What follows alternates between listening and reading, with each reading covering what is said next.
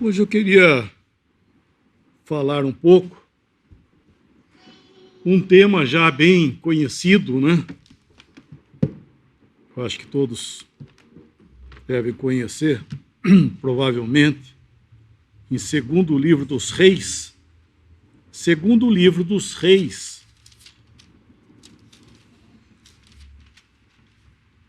capítulo 5,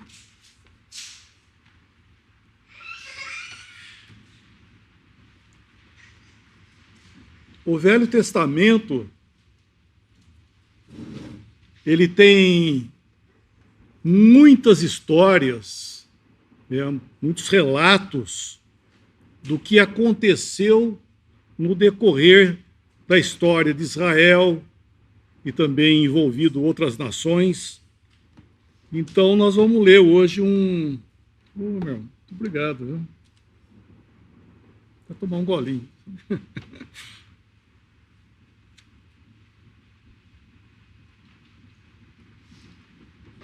Então, hoje nós vamos ler algo que aconteceu num fato aqui com respeito a uma pessoa. Vamos ler, vamos dar uma lida no capítulo, depois a gente comenta. Segundo livro dos Reis, capítulo 5, versículo 1 em diante. E Naamã, chefe do exército do rei da Síria, era um grande homem diante do seu senhor e de muito respeito, porque por ele o Senhor dera livramento aos sírios. E era este varão homem valoroso, porém leproso. E saíram tropas da Síria e da terra de Israel, levaram presa uma menina que ficou ao serviço da mulher de Naamã. E disse esta à sua senhora: tomara que o meu senhor estivesse diante do profeta que está em Samaria. Ele o restauraria da sua lepra. Então entrou Naamã e o notificou ao seu senhor, dizendo: assim e assim falou a menina, que é da terra de Israel. Então disse o rei da Síria: vai, anda, e enviarei uma carta ao rei de Israel. E foi e tomou na sua mão 10 talentos de prata, 6.000 siclos de ouro e 10 mudas de vestes. E levou a carta ao rei de Israel, dizendo: logo que chegando a ti esta carta, saibas que eu te enviei Naamã, meu servo, para que o restaure da sua lepra. E sucedeu que, lendo o rei de Israel a carta, rasgou as suas vestes e disse: sou eu Deus para matar e para vivificar, para que este envie a mim, para que restaurar um homem da sua lepra?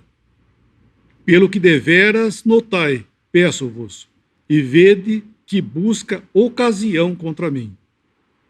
Sucedeu, porém, que enviando Eliseu, homem de Deus,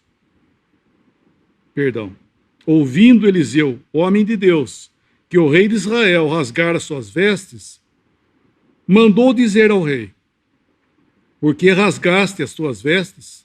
Deixai-o vir a mim, e saberá que há profeta em Israel. Veio, pois, Naamã com seus cavalos e com o seu carro, e parou à porta da casa de Eliseu.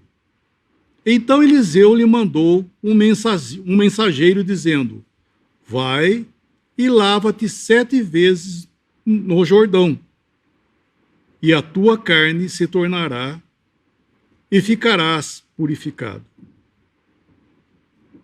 Porém Naamã muito se indignou e se foi, dizendo: eis que eu dizia comigo, certamente ele sairá, por-se-á em pé, invocará o nome do Senhor seu Deus, e passará a sua mão sobre a lepra, o lugar, e restaurará o leproso. Não são, porventura, Abana e Farfar, rios de Damasco, melhores do que todas as águas de Israel? Não me poderia eu lavar neles e ficar purificado? E voltou-se e foi com indignação. Então, chegando-se a eles os seus servos, lhe falaram e disseram: Meu pai, se o profeta te disser alguma coisa grande, ou grande coisa, porventura não o farias?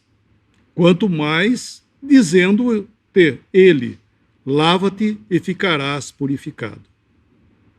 Então desceu e mergulhou no Jordão 7 vezes, conforme a palavra do homem de Deus, e a sua carne tornou como a carne de um menino, e ficou purificado. Então voltou o homem de Deus, ele e toda a sua comitiva, e veio e pôs-se diante dele e disse: Eis que tenho conhecido que em toda a terra não há Deus senão em Israel. Agora, pois, te peço que tomes uma bênção do teu servo. Porém ele disse: Vive o Senhor, em cuja presença estou, que não tomarei. E instou com ele para que tomasse, mas ele recusou. Então, até aí tá bom.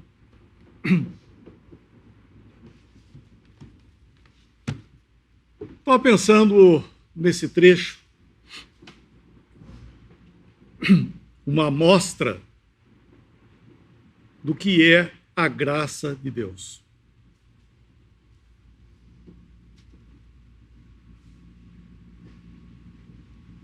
Esse Naamã é uma figura do homem. Por quê? Porque nós vemos aqui que esse homem, Naamã, realmente, né, como um ser humano, um homem bem próspero, porque ele chegou a ser o oficial maior lá na Síria. Ele era o braço direito do rei. Nós vemos que depois, mais para frente, inclusive fala dele como sendo aquele que o rei tinha do seu lado. Onde o rei ia, ele estava do seu lado. E, inclusive o rei usava ele, o rei da Síria, pelo que dá a entender, né, seguindo, ele devia estar meio avançado já em dias, ele usava o Naamã para se apoiar, inclusive. Então ele era um homem valoroso, como fala aqui, né? Tinha tudo. Ele um homem bem-sucedido, grande, poderoso e vitorioso nas batalhas. Só que a última frase aqui, a última colocação no meio de todas essas coisas boas de Naamã, no versículo 1, né? Todas as coisas boas que fala dele, no finalzinho fala, porém, leproso. Inclusive, a lepra é uma figura realmente do pecado na Bíblia, tanto no Velho Testamento como no Novo Testamento, nos Evangelhos, nós encontramos ocasiões em que o Senhor Jesus se deparou com leprosos também, e ele os curou. E o leproso, inclusive, biblicamente, no Velho Testamento,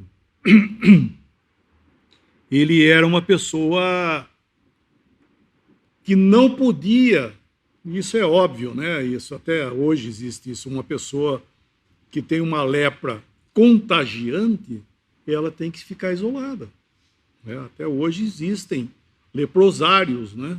Que pessoas ficam lá para se restaurar, se curar. Hoje, graças a Deus, a medicina tem recursos, né, para curar isso aí, mas nós vemos aqui que, figuradamente, isso nos fala do pecado. Por que a lepra também é uma figura do pecado, como outras figuras que falam do cego, do surdo, do aleijado, enfim, variedades.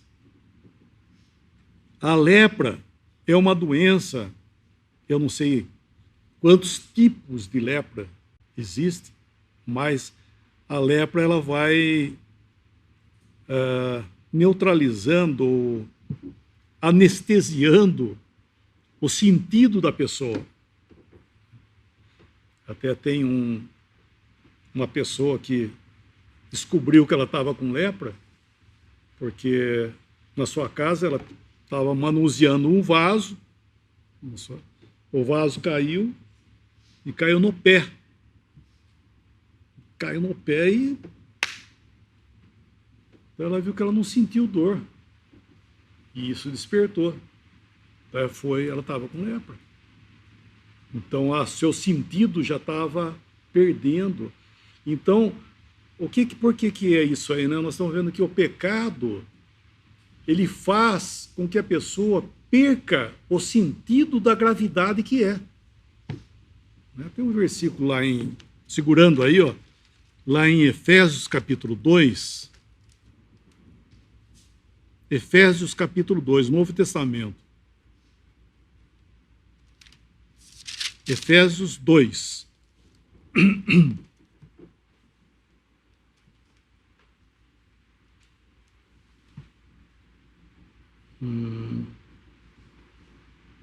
Vamos ler o versículo 1 em diante. E vos vivificou, estando vós mortos em ofensas e pecado, em que noutro tempo andaste segundo o curso deste mundo, segundo o príncipe da potestade do ar, do espírito que agora opera nos filhos da desobediência, entre os quais todos nós e etc e tal. Ele vos vivificou, estando vós mortos em ofensas e pecados. O que Paulo está dizendo? Que o homem está morto no seu sentido de ofensas e pecado. Por que morto? Porque ele não sente isso. Ele não sente, ele está nesse estado e ele não sabe disso, ele não sente isso. É que nem uma pessoa que mergulha, né?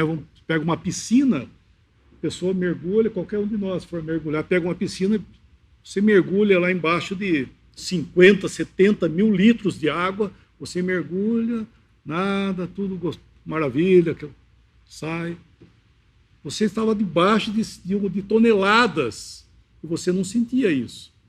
Agora deita no chão e a pessoa pega um balde daquela água e põe em cima de você, deitado no chão. Você vai ver o peso de um balde de água, quanto que ele pesa. Então, assim é o pecador. Quando ele está mergulhado nos seus pecados, ele não sente isso. Embora existam toneladas, como eu falei, toneladas de água, a pessoa está nadando, para ele está tudo bem. Mas quando ele é vivificado, ele é tirado dessa cena, agora sim. Agora ele vai sentir o que é o pecado. Agora ele vai saber o peso que é isso.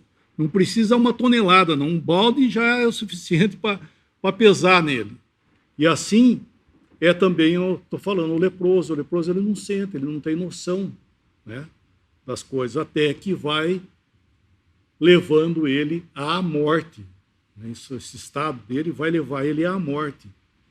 Então, nós vemos aqui que, voltando para o nosso capítulo de Reis, nós vemos que Naamã, ele era o quê? Um leproso. Apesar de todos os seus atributos, humanamente falando, ele era leproso. E assim é o homem.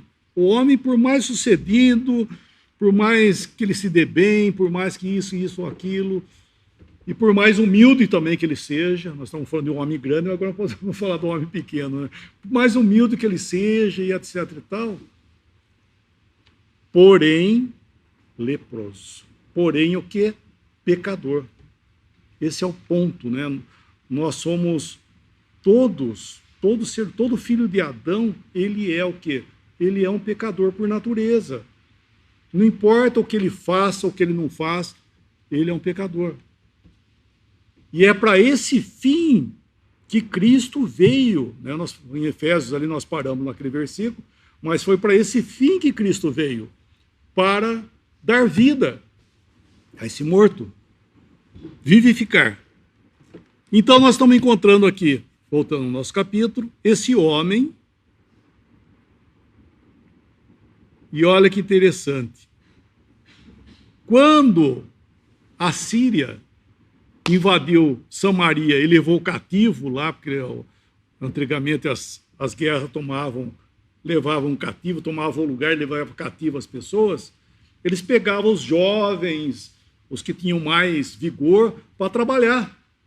E aqui essa menina de lá de Samaria, ela foi levada para trabalhar. E ela foi trabalhar onde? Na casa de Naamã. Era uma serviçal lá dentro. Era uma menina ainda. E quando ela ficou sabendo que o senhor dela era leproso, e ela falou isso para a esposa do Naamã, para a patroa dela.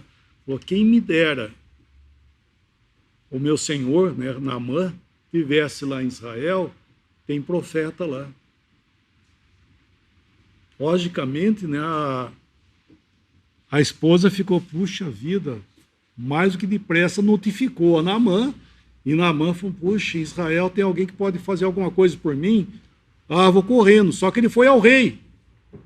Ele foi ao rei notificar isso, que lá em Israel tem cura. Tem alguém lá que pode fazer algo por mim. Bom, se tem alguém tão, vamos dizer assim, tão poderoso assim lá, então o rei deve saber. Daí o rei mesmo, lá da Síria, escreve essa carta aqui. Ó, estou enviando meu servo aí. Cura ele então, hein? O rei leu a carta e falou, nossa, esse homem está pensando que sou Deus para mandar uma pessoa leprosa para eu curar. Eu tenho poder agora para matar e para curar. Isso é Deus que faz isso. E ficou indignado, falou, meu Deus, o que ele está querendo é arrumar pretexto para guerrear contra mim, para continuar aqui, porque ele já tinha sido levado cativo, alguns lá. Falou, ele está procurando um pretexto para guerrear contra mim. E ficou indignado. Daí Eliseu, que é o profeta, sabendo disso, falou, manda vir esse homem, manda vir aqui. Porque Eliseu dizendo isso não era pretensão, mas era realidade de que Deus pode salvar, né? Aqui no caso ia curar esse homem, né? Mas Deus pode o quê? Deus pode salvar. E nós estamos falando aqui de um círculo, o que a menina falou lá em Israel tem lá profeta, ou seja, lá em Israel tem um Deus que cuida do povo. E Naamã poderia talvez pensar, mas eu não sou israelita, eu sou assírio. Eu sou um sírio, e o que eu vou fazer lá? Ninguém não tem vez. Pelo contrário, ele era um guerreiro, inclusive contra Israel, levou até a menina que morava na casa dele, foi levada cativo. Falei, que vantagem eu tenho? Mas nós vemos que esse homem foi, e a graça de Deus acolheu ele. Nós poderíamos pensar, esse não, esse é inimigo, vamos embora. Tem um versículo, João, Evangelho de João, capítulo 4, Evangelho de João 4, nós vemos que está falando de uma pessoa da mesma região que Eliseu vivia, que era Samaria. Só que nessa época aqui, Samaria já tinha sido invadida outra vez e tinha levado muitos, né? Eu acho que foi algumas investidas que a Síria deu lá em Samaria, que acabou desfalcando todos os habitantes ali do local. Bom, daí tem uma história atrás disso aí que nós vamos ler agora. Mas daí o que? Virou que muitos gentios que não eram de Israel foram colocados lá em Samaria para viver lá. E daí foi dito para que eles guardassem os mandamentos do Senhor, porque começou a acontecer algumas pragas lá em Samaria, e foi dito, mas o que está acontecendo? O que é isso que está acontecendo? E foi dito ao rei da Síria, que é o povo que morava lá, que era temente a Deus, e que agora tinham tirado ele e colocado os gentios, povos de nações lá, para morar nesse lugar. Então estava acontecendo isso.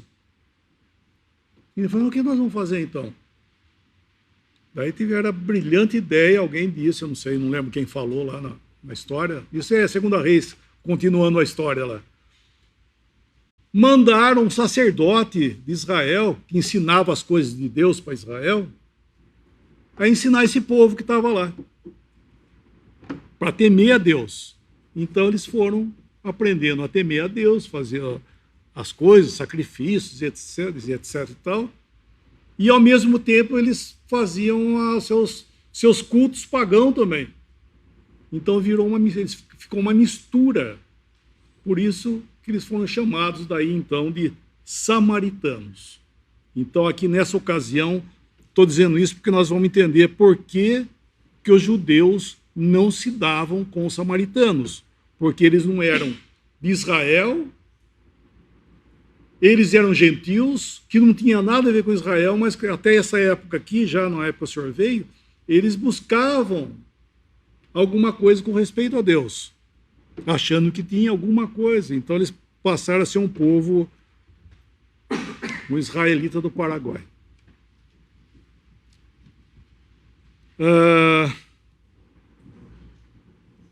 Capítulo 4 de João. E quando o Senhor veio a saber que os fariseus tinham ouvido que Jesus fazia e batizava mais discípulos do que João, ainda que Jesus mesmo não batizava mais seus discípulos, deixou a Judéia e foi outra vez para a Galiléia. E era-lhe necessário passar por Samaria. Foi, pois, a uma cidade de Samaria chamada Sicar, junto à herdade que Jacó tinha dado a seu filho José. E estava ali a fonte de Jacó. Jesus, pois, cansado do caminho, assentou-se assim junto à fonte. Era isso a hora sexta. Veio uma mulher de Samaria tirar água. Disse-lhe Jesus, dá-me de beber, porque os seus discípulos tinham ido à cidade comprar comida. Disse-lhe, pois, a mulher samaritana, como sendo tu judeu, me pedes de beber a mim, que sou mulher samaritana? Porque os judeus não se comunicam, não se davam com os samaritanos. Daí o Senhor começa a falar com ela e, inclusive, ela crê no Senhor aqui. Então, isso aqui é uma ocasião que o Senhor Jesus foi para esse lugar. E aqui fala, versículo 4, e era-lhe necessário passar por Samaria. Deixando a Judéia para a Galiléia, era necessário passar por Samaria. Fala, puxa, tudo bem, era necessário passar por Samaria. E ele passou. E é ali justamente porque essa mulher estava ali para ouvir o que o Senhor tinha para falar para ela. Essa necessidade que havia, porque era necessário passar, porque Jesus ia encontrar com ela. E ela não tinha direitos em Israel.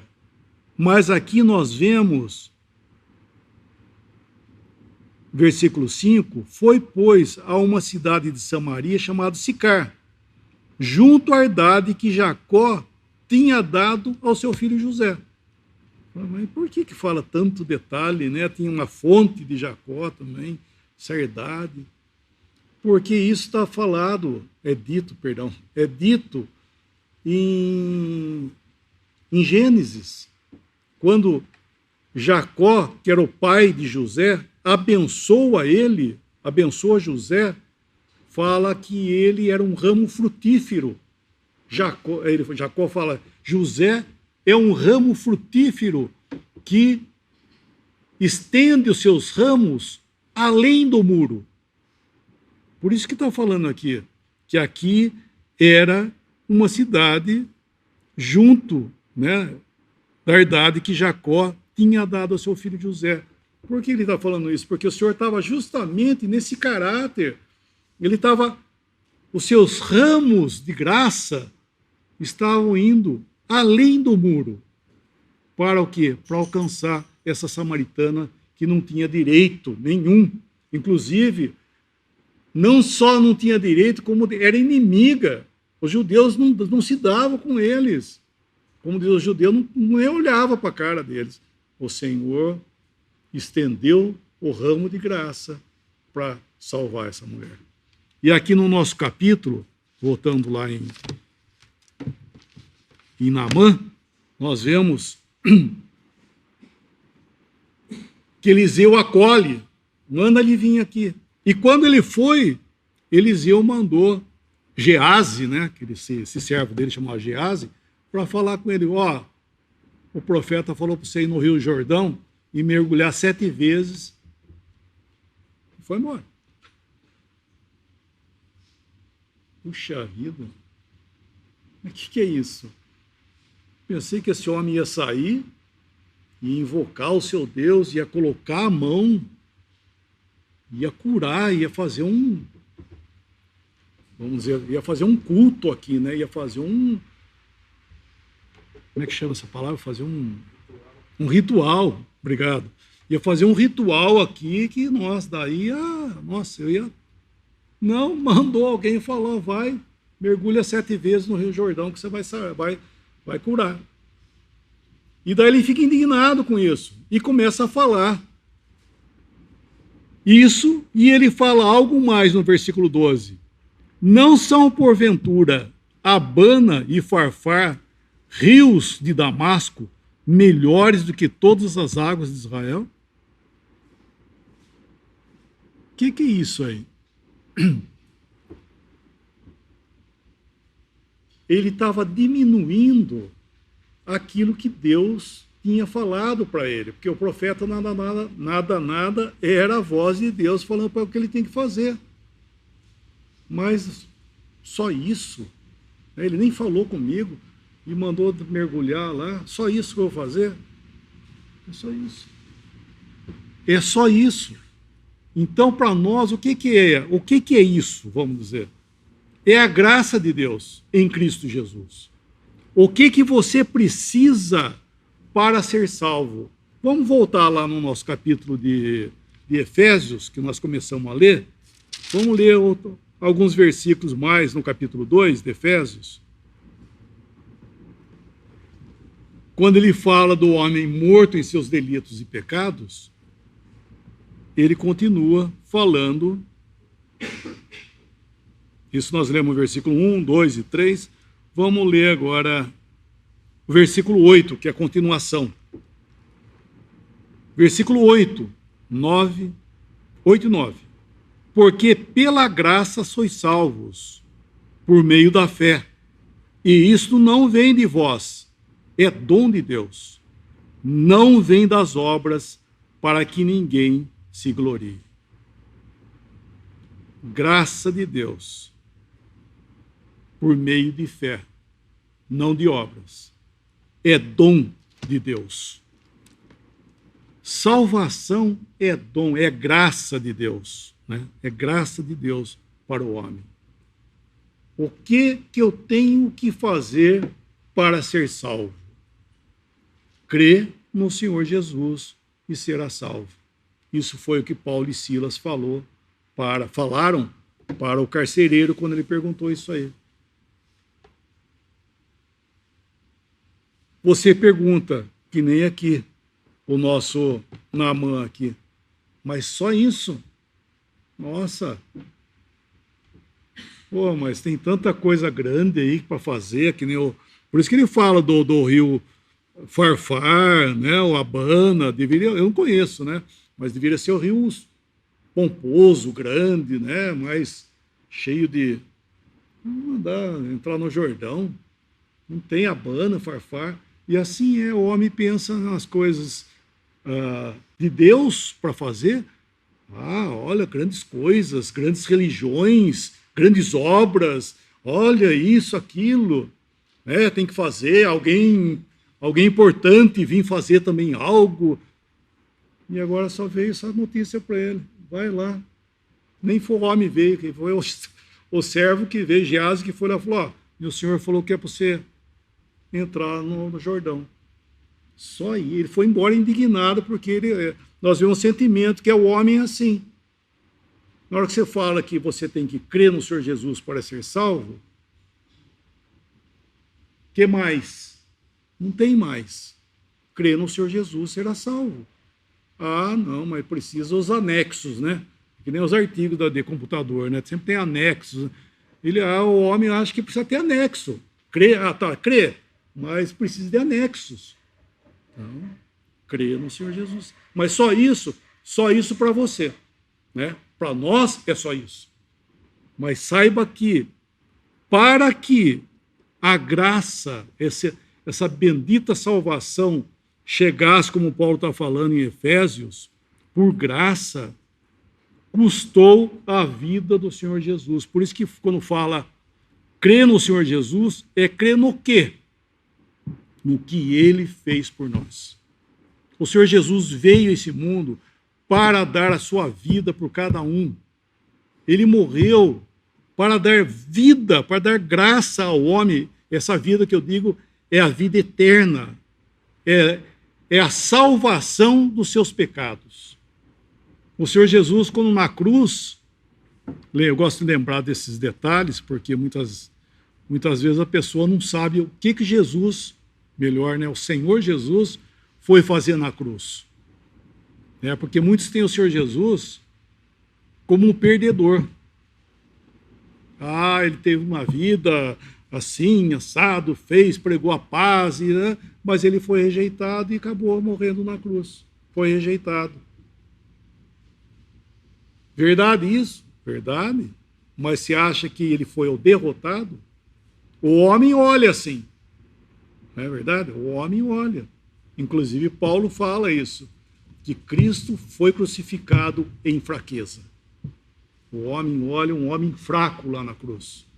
Mas ele era o quê? Essa fraqueza, poder de Deus para a salvação. O Senhor Jesus foi crucificado às 9 horas da manhã e ficou até às 3 da tarde.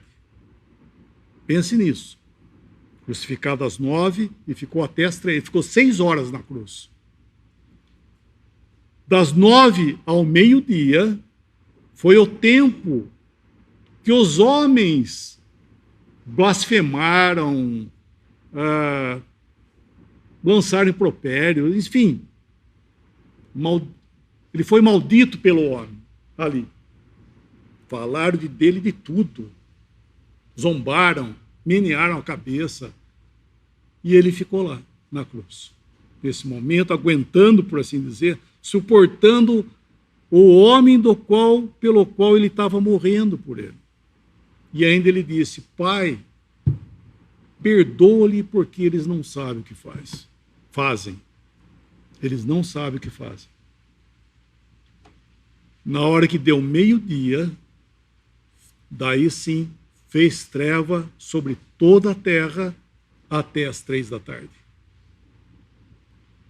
Ali, o homem não viu o que se passava no meio daquela escuridão. Senhor Jesus, nessas 3 horas, ele foi feito maldição em nosso lugar. Quando fala que Jesus morreu pelos nossos pecados, como diz a Escritura, que ele morreu pelos nossos pecados, que ele pagou o preço de nossos pecados, saiba que foi em vida que ele fez isso. Foi nessas 3 horas do meio-dia até as 3 da tarde, foi esse momento, que ele levou sobre si os nossos pecados. Como figura, no Velho Testamento, dos animais que eram sacrificados, que representavam a morte de Cristo, nós vemos que os animais, eles eram animais inocentes, por assim dizer, que não tinha nada a ver com o pecado do homem e morria no lugar dele. O animal era sacrificado no lugar do homem. Então Cristo, ele veio aqui, por isso que ele é chamado por João Batista, no capítulo 1 de João, eis o Cordeiro de Deus que tira o pecado do mundo. Eis o quê? O Cordeiro de Deus. É a providência de Deus, figuradamente, nos sacrifícios que havia em Israel, nós vemos que ele era figuradamente essa representação. Ele era o verdadeiro Cordeiro de Deus, do quais todos eram figuras. Ele era o real Cordeiro de Deus que veio para fazer expiação. E como que era feito? Ele foi lá para a cruz para tomar os nossos pecados e ser o representante diante de Deus em juízo, você e eu. Ele foi lá ser o representante, receber o justo castigo de Deus que você e eu merecíamos. Ele foi o representante. Foi nessas 3 horas aí. Por isso que ali, nesse tempo, foi que ele disse: Deus meu, por que me desamparaste? Ele foi o justo pelos injustos. O desamparado de Deus foi o Senhor Jesus.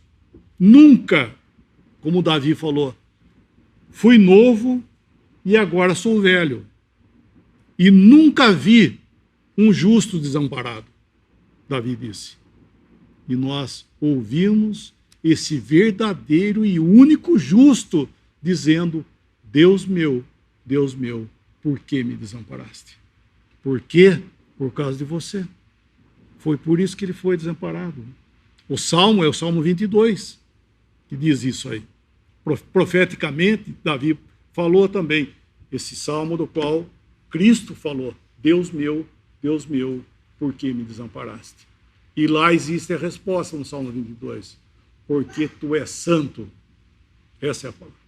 Santidade de Deus tinha que julgar o pecado. Então, saiba que crê no Senhor Jesus e será salvo. Falando outra vez, é só isso para você. Bernardo trouxe um copo de água aqui para mim. Cadê o copo? Aqui. Mais um golinho, tá? Ser salvo é mais fácil do que tomar esse copo de água aqui. É mais fácil ser salvo do que tomar um copo de água. Por quê, irmãos? Falando outra vez. Porque foi pago o preço. Foi pago o preço, o custo dessa vida para chegar a você, essa graça, a vida eterna para nós, custou a vida do Senhor Jesus. Então, sabe que quando se fala da graça de Deus, é porque o preço foi pago. Deus abriu as portas, as comportas dos céus foram abertas para a bênção do homem. Porque Cristo não ficou na morte, ele foi ressuscitado, e Deus pode ter o imenso prazer de salvar uma pessoa que crê.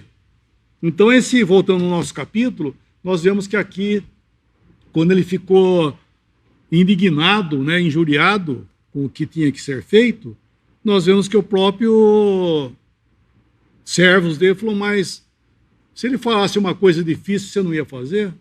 Sim. Então ele está falando para fazer isso. Né? Não é assim? Por isso estou dizendo, o homem, para ser salvo, fala tanto, tem que fazer. Mas é uma coisa simples. Se fosse grande, você não vai fazer, como querem fazer. Então, mas não é isso. É simples. Existem 2 pensamentos. Um é que o homem pensa que ele tem que fazer obras, que ele tem que cumprir algum tipo de lei para ser salvo. E outro pensamento, errôneo também, é que muitos aí, estou dizendo assim, falam que você crê em Jesus, você é salvo. Tudo bem, você creu, é salvo. Só que agora em diante, você também tem que guardar uma lei para você se manter salvo. Os dois estão errados. Nós vemos isso em... Vamos ler esse versículo em Atos 15. Atos capítulo 15. Quando aconteceu a conversão dos gentios, os judeus que viviam debaixo da lei, eles tentaram jogar a lei em cima daqueles que estavam convertendo, que não era de Israel. Primeiramente, versículo 1, capítulo 15 de Atos. Então, alguns que tinham descido da Judeia ensinavam assim os irmãos: se não vos circuncidardes conforme o uso ou a lei de Moisés, não podeis salvar-vos. Então, isso aqui é o primeiro. Se vocês não guardar a lei, não podereis ser salvos, né? E depois, versículo 5, outro tipo. Alguns, porém, da seita dos fariseus, que tinham crido, se levantaram dizendo que era mister circuncidá-los e mandar-lhes que guardassem a lei de Moisés. Esses tinham crido, só que eles achavam que agora em diante tinham que guardar a lei. Então os dois estavam errados. E assim é um princípio do homem. O homem não consegue, ele não consegue entender que a graça de Deus, ela salva plenamente. Ela salva, o homem não precisa ficar fazendo obras para se salvar e para se manter salvo. Então esse Naamã aqui, ele mergulhou lá no Jordão, conforme havia dito a palavra do profeta, e a sua pele, diz lá, se tornou como de um menino. Então, não sei como é que ele era, né? Mas ele estava leproso, mergulhou lá 7 vezes, e a pele dele virou uma pele que não é uma pele de uma criança, de um menino. Aí. O que é isso? Isso no Novo Testamento chama-se novo nascimento. Vamos dizer, nossa, ele ficou novo outra vez. E isso nos fala o quê? Dessa vida. O novo nascimento. O Senhor Jesus falou desse novo nascimento. Que é aquele que crê, porque nasceu de novo. A pessoa tem nova vida. Não é voltar para o ventre da mãe. É a nova vida segundo Deus. É nascer de novo. E é isso que é necessário. O homem para entrar e ver o reino, né? É necessário o quê? Nascer de novo. Aquele que não nascer de novo não pode ver e não pode entrar no reino. É necessário um novo nascimento. Ou seja, o rio Abana, farfar, fazer grandes coisas, ia salvar ele? Não. Era simplesmente entrar no Jordão. Nasceu de novo. Crê no Senhor Jesus. É isso. É nascer de novo. Isso faz parte do novo nascimento. Não de obras. Somente o quê? É a graça de Deus. Então esse Naamã viu isso. E nós vemos que um detalhe mais. Ele foi lá para recompensar o servo, que era Eliseu, daquilo que ele disse. Ele falou, não, eu não quero nada. Não, mas insistiu, não quero. Por quê? Salvação não se compra. Salvação não se compra e salvação não se recompensa com ela também. Não existe algo, agora que Deus me salvou, agora eu vou ter que recompensar Deus por isso. Não, Deus não está esperando nada de ninguém.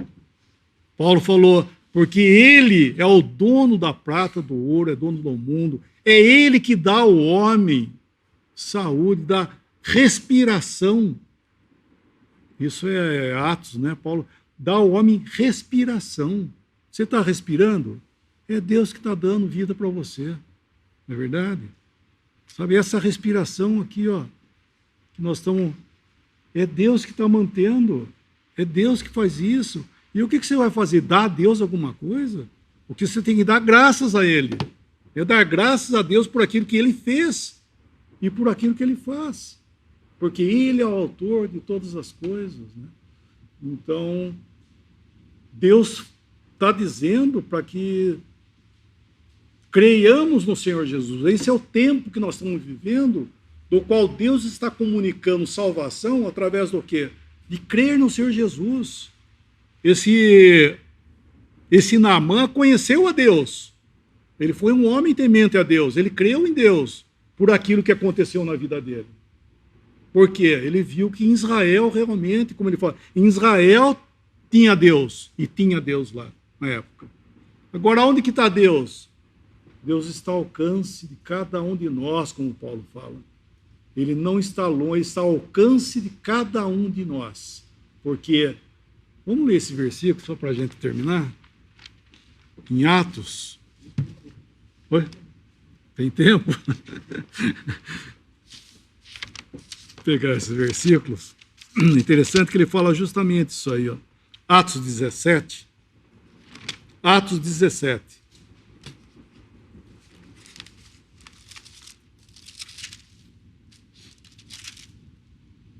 Vamos ler uns versículos. Deixa eu ver aqui, cara.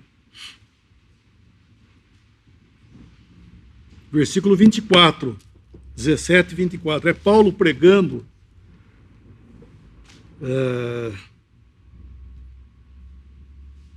O Deus que fez o mundo e tudo o que nele há, sendo Senhor do céu e da terra, não habita em templos feitos por mãos de homens, nem tampouco é servido por mãos de homens, como que necessitando de alguma coisa, pois ele mesmo é quem dá a todos a vida, respiração e todas as coisas. E de um só fez toda a geração dos homens para habitar sobre toda a face da terra, determinando os tempos já dantes ordenado e os limites da sua habitação, para que buscassem o Senhor, se porventura tateando o pudesse achar, ainda que não está longe de cada um de nós, porque nele vivemos e nos movemos, e existimos, como também alguns dos vossos poetas disseram, pois somos também sua geração. Então nós vemos que interessante, né? Olha que grandeza, né? Deus, cadê Deus? Deus está tudo. Nós estamos envolvidos nessa grandeza dessa pessoa divina que mantém todas as coisas, que mantém você, né? Então, e daí ele fala, Paulo continuando, versículo 30, mas Deus, não tendo em conta os tempos da ignorância, anuncia agora a todos os homens e em todo lugar que se arrependam, porquanto tem determinado um dia que com justiça há de julgar o mundo, por meio do varão que destinou, e disso deu certeza a todos, ressuscitando dos mortos. Está falando de Cristo, né? Está falando de Cristo. Então nós vemos que o versículo 30, diante de tudo isso, ele está determinando que o homem se arrependa. Aí fala, anuncia a todos os homens, né? Outra versão fala, ele ordena a todos os homens que se arrependam. Aqui ele está falando que... Porque Paulo não está falando isso. Olha, tudo isso e tal, e agora ó, você escolhe aí, viu? Escolhe se você quer crer ou não, fica à vontade. Não é isso. Então Deus não está apenas anunciando, Ele está anunciando e ordenando ao homem que se arrependa. Por quê? Porque tem um dia à frente aí, como ele fala, tem um dia de juízo, né, que o homem vai comparecer perante ele. Em que estado que você vai comparecer? Só dois tem. Só dois estados existem: o salvo e o perdido. Não existe meio termo, não existe meio salvo ou meio perdido. Não é isso? Então, diante dessa verdade que é futura, do qual o homem fala, depois a gente pensa nisso, errado. Deus está ordenando ao homem que ele tome essa providência.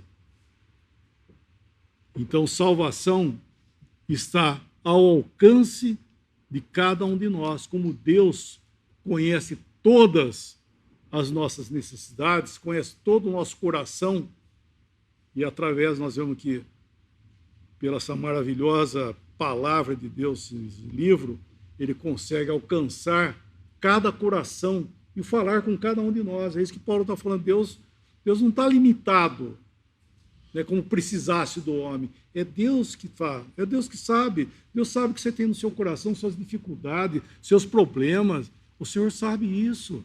E Ele pode alcançar, além de dar vida, a vida eterna que eu digo, né? Ele sabe o que você passa. Né? Deus é um Deus de consolação, um Deus de amor. Deus é um Deus de amor. Bom, o Senhor possa abençoar a sua palavra e saber que graça de Deus salva. O Senhor Jesus é a plena revelação da graça de Deus. Vamos orar? Senhor Jesus, nós agradecemos a Ti por este grande amor intervindo a esse mundo para dar a sua vida por nós. E nós também agradecemos que não ficasse na morte, fosse ressuscitado, e hoje temos um Salvador vivo que ainda está buscando e salvando o pecador, o perdido.